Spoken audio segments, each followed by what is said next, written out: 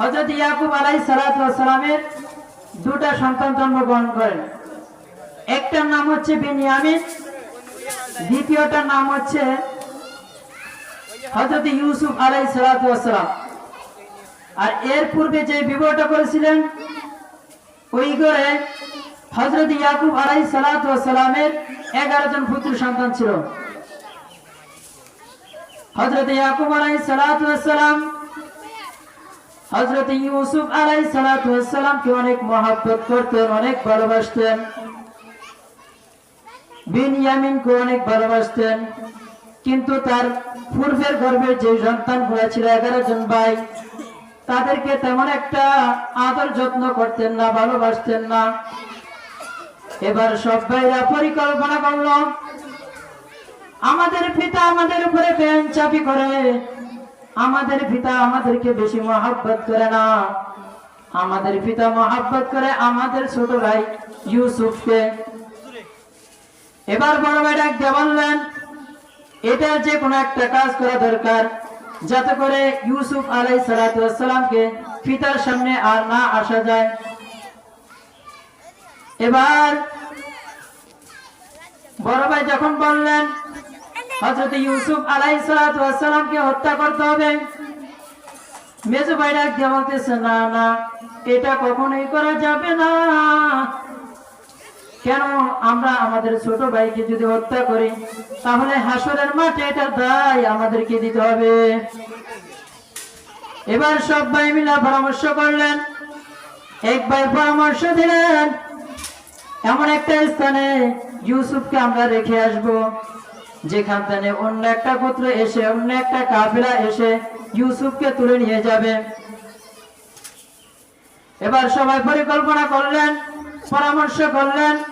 হযরত ইউসুফ আলাইহিস সালাতু ওয়াস সালামকে তারা কূপের ভিতরে ফেলে দিবেন, এই পরিকল্পনার উপরে সিদ্ধান্ত হলো। এবার বড় ভাই ডাকতে বলতেছে, ইউসুফকে তো আমরা নজরদারি করতে পাই না, সে তো আমাদের থেকে অনেক ফারাক থাকে, বাবার সাথে সবচেয়ে বেশি মিশে, কিভাবে তাকে আনা যায়, এই পরিকল্পনা তারা করতেছেন। একদিন হঠাৎ ইউসুফ আলাইহিস সালাতু ওয়াস সালাম ডাক দিয়ে বললেন, ক্বালা ইউসুফু লিআবি, হে আমার পিতা, ইয়া আবাতি ইন্নী রাআইতু আহাদা আশারা কাওকাবান ওয়াশ-শামসা ওয়াল-কমার, হে আমার পিতা জান, আমি একটি স্বপ্নে দেখেছি, যে স্বপ্নের ভিতরে আছে 11টা তারকা, ওয়াশ-শামসা ওয়াল-কমার, চন্দ্র এবং সূর্য, রাআইতুহুম লিসাজিদিন, আমি দেখছি যে তারা সকলে আমাকে সিজদা করতেছে। হযরত ইয়াকুব আলাইহিস সালাতু ওয়াস সালাম বুঝে গেছেন তার কোন ভাইরা তাকে সিজদা করতেছে, কোন তারকারা তাকে সিজদা করতেছে। হযরত ইয়াকুব আলাইহিস সালাতু ওয়াস সালাম ডাক দিয়ে বললেন, হে ইউসুফ, তোমার এই স্বপ্নের ব্যাখ্যা, এই স্বপ্নের কথাটা কখনোই তোমাদের ভাইদের কাছে বলবা না। খেলাধুলার মাঝে একদিন হঠাৎ হযরত ইউসুফ আলাইহিস সালাতু ওয়াস সালাম বললেন, আমি এমন একটি স্বপ্ন দেখেছি, যে স্বপ্নের কথা পিতাজান আপনাদেরকে বলতে নিষেধ করেছেন। যখন ভাইদেরকে এই কথা বললেন, তখন ভাইরা বুঝে গেলেন পিতা আমাদেরকে মহব্বত করে না, আমাদেরকে বিশ্বাস করে না। এবার ইউসুফ আলাইহিস সালাতু ওয়াস সালামকে তারা কূপের ভিতরে ফেলে দিবে, এই সিদ্ধান্ত যখন আসলো, আসার পরে তারা পিতার কাছে গিয়ে বলল, হে আমাদের পিতা, আপনি ইউসুফকে আমাদের সাথে দিয়ে দেন, যাতে করে আমরা ইউসুফকে আমাদের সাথে করে নিয়ে মরুভূমির ভিতরে খেলাধুলা করতে পারি।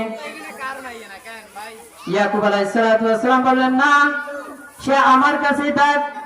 বড় ভাই মিলে সবাই মিলে যখন ইউসুফ আলাইহিস সালাতু ওয়াস সালামকে বারবার ইয়াকুব আলাইহিস সালাতু ওয়াস সালামের কাছে বলতে আসেন, তখন হযরত ইয়াকুব আলাইহিস সালাতু ওয়াস সালাম বললেন, আমি খুব ভয় পাইতেছি, না জানি আমার ইউসুফকে কোন ভাগে খেয়ে ফেলে। তখন ছেলেরা ডাক দিয়ে বলল, সকল ছেলেরা, হে আব্বা, আপনি কি আমাদেরকে অবিশ্বাস করেন?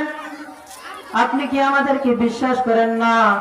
বলে না, তোমাদেরকে আমি বিশ্বাস করি, কিন্তু আমার ভয় হয়। বলে আপনার কোনো ভয় নাই, কোনো বাঘই আমাদের ইউসুফকে খেতে পারবে না। এবার ইয়াকুব আলাইহিস সালাতু ওয়াস সালাম অনুমতি দিয়ে দিলেন। অনুমতি দেওয়ার পরে হযরত ইউসুফ আলাইহিস সালাতু ওয়াস সালামকে নিয়ে তার বাইরে চলে গেলেন মরুভূমির ভিতরে। মরুভূমির ভিতরে গিয়ে এবার ইউসুফ আলাইহিস সালাতু ওয়াস সালামের সমস্ত জামাগুলো খুলল। ইউসুফ বুঝে গেলেন আমার ভাইরা আর আমাকে বাঁচতে দিবে না। ইউসুফ ডাক দিয়ে বলতেছে, হে আমার প্রিয় ভাইরা, তোমরা আমাকে হত্যা করো না, প্রয়োজনে তোমরা আমাকে পরে কোথাও রেখে দাও, অথবা কোন এক গ্রামে নিয়ে আমাকে দিয়ে আসো। আমি কখনোই পিতার সামনে আসবো না, আমি কখনোই আমার আব্বার কাছে যাব না। সমস্ত ভাইরা তার কোনো কথাই শুনলেন না। পিছন থেকে এক ভাই আয়েশা এমন জোরে ধাক্কা মারেন, হযরত ইউসুফ আলাইহিস সালাতু ওয়াস সালাম কুফের ভিতরে পড়ে যায়। আমার আল্লাহ ডাক দিয়ে বলতেছে, ও জিবরাইল যাও, আমার ইউসুফ যাতে করে কুফের ভিতরে পড়ে হত্যা না হয়। আমি ইউসুফকে সিলেক্ট করেছি একমাত্র আমার নবী হিসাবে। হযরত জিবরাইল আলাইহিস সালাতু ওয়াস সালাম একটা পাতিল নিয়ে আসলেন।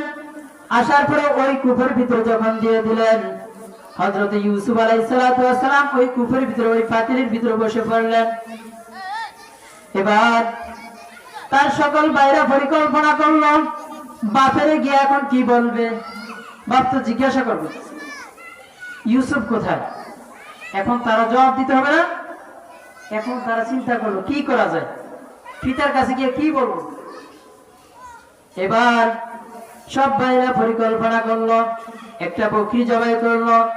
বকরি জবাই করার পরে হযরত ইউসুফ আলাইহিস সালাতু ওয়াস সালামের সমস্ত কাপড়গুলোকে রক্ত রক্ত লাগে রক্তাক্ত করে ফেলেছে। এবার পিতার কাছে চলে যায়। পিতার কাছে গিয়ে বলতেছে, ও আব্বাজান, আপনি যে ভয় পাইছেন ইউসুফকে বাঘে খেয়ে ফেলবে, আসলে কি বলবো আপনাকে, আপনি যেরকম ভাবে পরিকল্পনা করেছেন, যে ভয় আপনার ভিতরে ছিল ওই ভয়টাই হয়েছে। হযরত ইউসুফ আলাইহিস সালাতু ওয়াস সালামকে অর্থাৎ আমাদের প্রিয় ভাইকে বাঘে খেয়ে ফেলেছে।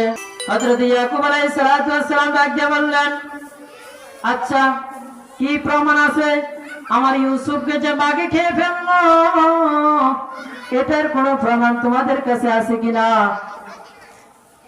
সমস্ত ভাইরা ওই যে বকরি জবাই করে রক্তগুলা জামাতে লাগাইলেন, পিতার কাছে আনিয়ে দিলেন। আনার পরে পিতাকে দেখাইলেন, ও আব্বাজান, এই দেখেন আমাদের ছোট ভাই ইউসুফকে বাঘে খেয়ে ফেলেছে, এই জামাটা দেখেন রক্তাক্ত হয়ে গিয়েছে। হযরত ইয়াকুব আলাইহিস সালাতু ওয়াস সালাম সমস্ত জামাগুলা দেখলেন। দেখার পরে তাদেরকে বললেন, আমি জেনে ফেলেছি কোন বাঘ আমার ইউসুফকে খেয়ে ফেলেছে। এমন বাঘ আমার ইউসুফকে খাইছে যে আমার ইউসুফের জামার একটা তালিও ছিঁড়ে নাই, কোথায় দিয়েও জামার ছিঁড়ে নাই, আঁচড়ও খায় নাই। এবার আমি বুঝে ফেলেছি আমার ইউসুফকে এমন কোন বাঘ খেয়েছে। হযরত ইয়াকুব আলাইহিস সালাতু ওয়াস সালাম বললেন, আমাকে ধৈর্য ধারণ করা ছাড়া আর কোনো উপায় নাই। ওইদিকে হযরত ইউসুফ আলাইহিস সালাম বারবার ডাক দিয়ে বলতেছে, আল্লাহ, আপনি আমাকে সৃষ্টি করেছেন, আপনি আমাদের পালনকর্তা, আপনি যে আমার জান দেওয়ার মালিক, আপনি আমার প্রাণ নেওয়ার মালিক। সুতরাং আমি আপনার কাছে সবকিছু চাই। আপনি যদি আমাকে জীবিত রাখেন তাও শুকরিয়া, আপনি যদি আমাকে মৃত করে ফেলেন তাও শুকরিয়া। প্রতিমধ্যে একটি কাফেলা ওই কূপের সামনে দিয়ে যাইতেছেন। তাদের মস্কগুলা দেখলেন কোন মস্কের ভিতরে পানি নাই। কাফেলার ভিতর থেকে একজনকে ডাক দিয়ে বলল, এই মস্কটা, এই কলসিটা নিয়ে যাও, কূপ থেকে পানি তুলে আনো। কাফেলার একজন লোক এসে কূপ থেকে পানি তোলার জন্য আসলো। কূপের ভিতরে যখন বালতিটা ফেললো, ফেলার পরে এখন কূপ থেকে আর ওই বালতি উঠাইতে পারে না, ভারী ভারী লাগে। এবার কাফেলার ওই লোকটা ডাক দিয়ে বলতেছে, হে আমার কাফেলার লোক সকল, তোমরা শুনে নাও, আমি তো বালতিটা তলে থেকে উঠাইতে পারি না, কূপ থেকে উঠাইতে পারি না, এখন কি করণীয়? কাফেলার সকল লোক চলে আসলো। আসার পরে যখন একটু টান মারলো, দেখলো এত সুন্দর ফুটফুটে একটা বাচ্চা, যে বাচ্চা নূরের ঝলকিতে পুরা কূপ আলোকিত হয়ে গেল।